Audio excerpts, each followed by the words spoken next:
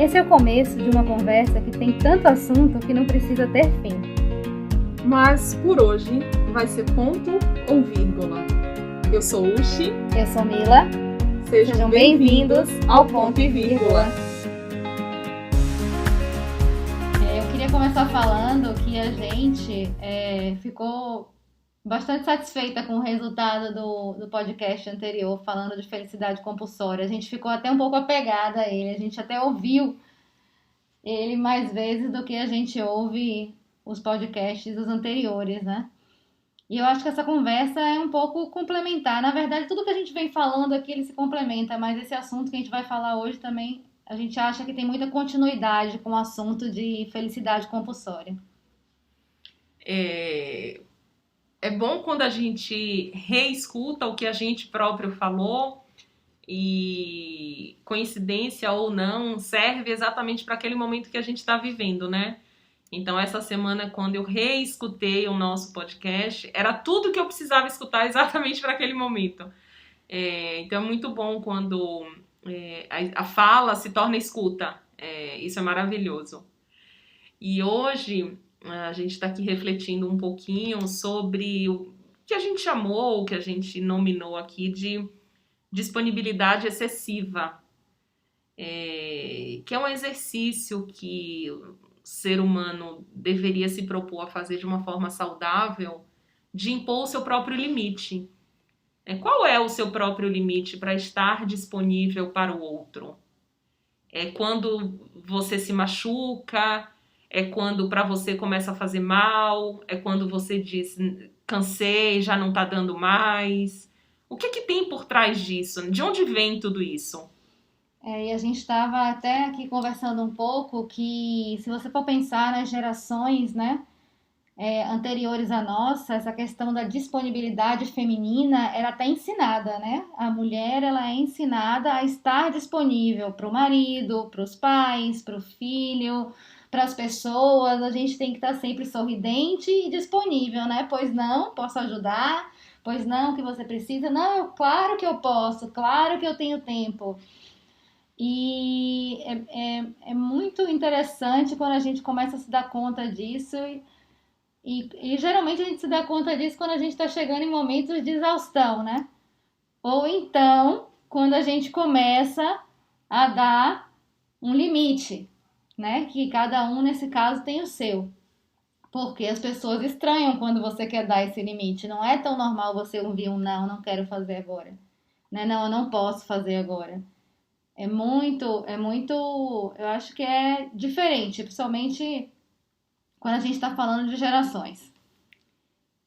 No momento de pandemia, quando as famílias se voltam para dentro da mesma casa, todos ao mesmo tempo, fica muito claro a disponibilidade de cada um. Porque quando as pessoas estão na rua, as pessoas se ocupam com as suas próprias vidas e elas dão conta ou fazem no seu próprio tempo. Mas quando você une isso, todo mundo dentro da mesma casa, do mesmo espaço, vivendo o mesmo tempo, é tão notório você perceber que o outro diz assim, agora não. Agora eu tô com preguiça. Posso fazer mais tarde? Eu tenho que. É a minha vez de lavar prato? Pode ser 4 da tarde e não logo depois do almoço? Né? Então, são pequenas coisas que a gente percebe que o outro deixa muito claro a disponibilidade ou não dele. Isso na pandemia tem ficado de fato muito claro. E tem uma coisa que fica por trás disso, pra gente, assim, eu e Mila, a gente se percebe muito parecidas em estar sempre disponível num campo de ação. Isso. Além da gente estar disponível, a gente já vai lá e faz. Me dá que eu faço. Quando você vê, já fez, né? Já fez. Na verdade, a gente não deixa nem a pessoa precisar. A gente já supre antes. Então, assim, se é para a programação do final de semana, que tem que ser interessante, o que vai se comer, programar as férias, programar uma coisa interessante para mandar para os pais que estão em outro lugar, para saber se eles vão ter diversão. Eu acho que a gente tem a gente trabalha numa velocidade intensa, com todas essas coisas, e quando a gente não faz, as pessoas estranham. Mas aí é que tá. aí é que tá o lance, assim, fomos nós que Sim. culturamos o outro com a nossa disponibilidade. Sim. Então, muitas vezes, a falta de ocupação de espaço do outro vem porque eu não deixo. Uhum. E ao não deixar, eu não tô ajudando. É um ledo engano achar que eu vou ser má, porque eu vou dizer ao outro, esse espaço é seu, ocupe, faça, né? Pessoalmente, eu acompanho hoje à distância a evolução da idade dos meus pais, né? 2 idosos morando em Salvador e eu morando em São Paulo. E isso implica numa renúncia para eles, mas em eu dizer um grande sim para mim. Então, a minha não disponibilidade para eles de forma integral é, na verdade, um desejo de ocupar o meu próprio tempo, a minha própria vida. Então, um sentimento que fica meio misturado, mas ao mesmo tempo muito forte, é a culpa. É preciso se livrar da culpa e não estar disponível para o outro.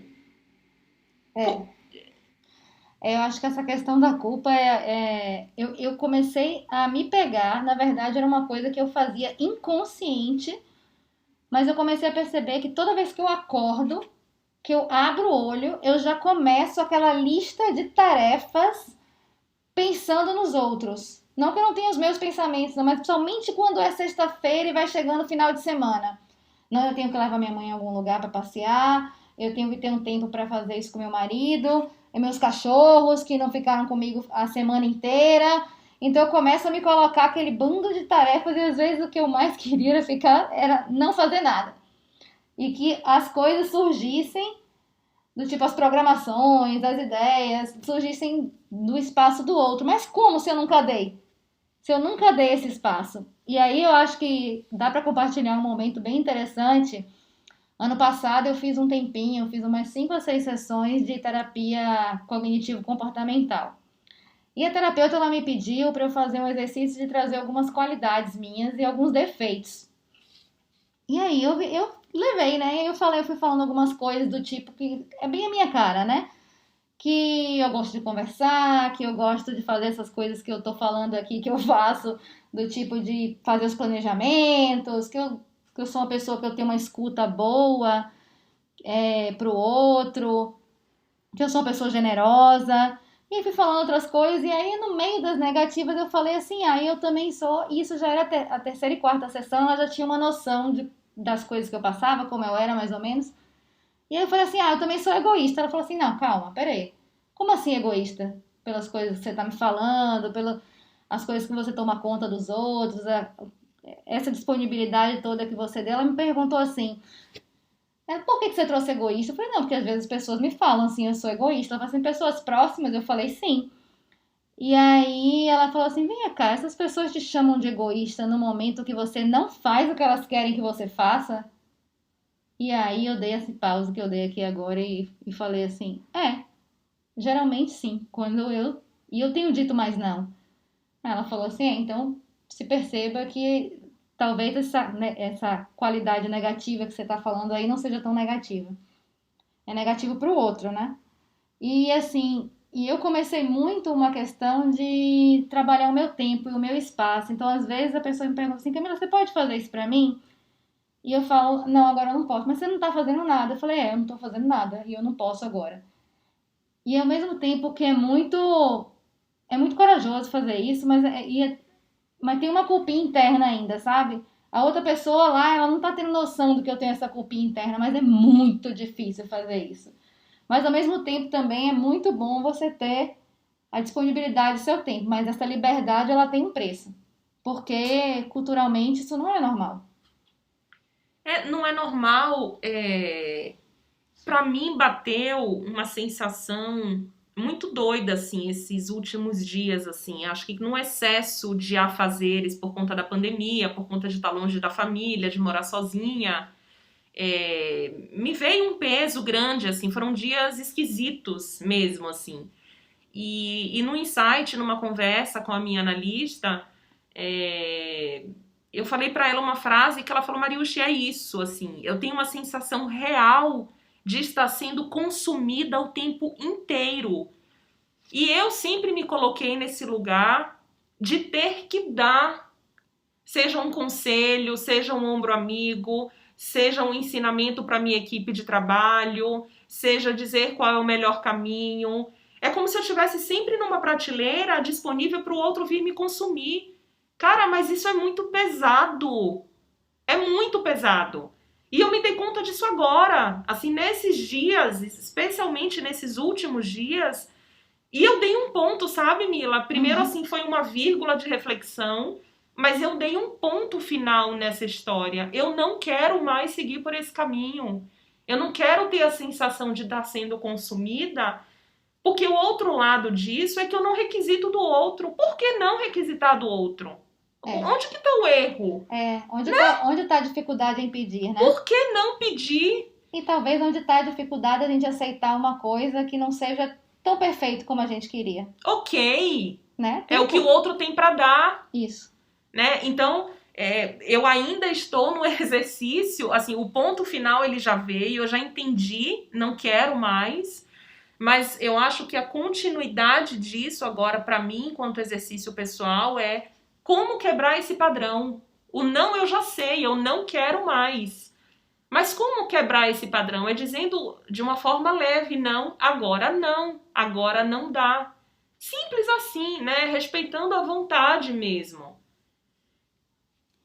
Eu acho que se tem uma coisa que essa pandemia trouxe de bom, são esses tempos, né? Esses tempos de pensar essas coisas. Porque senão a gente estaria tão no automático na vida normal, né? Digamos que se tem normal na vida, né?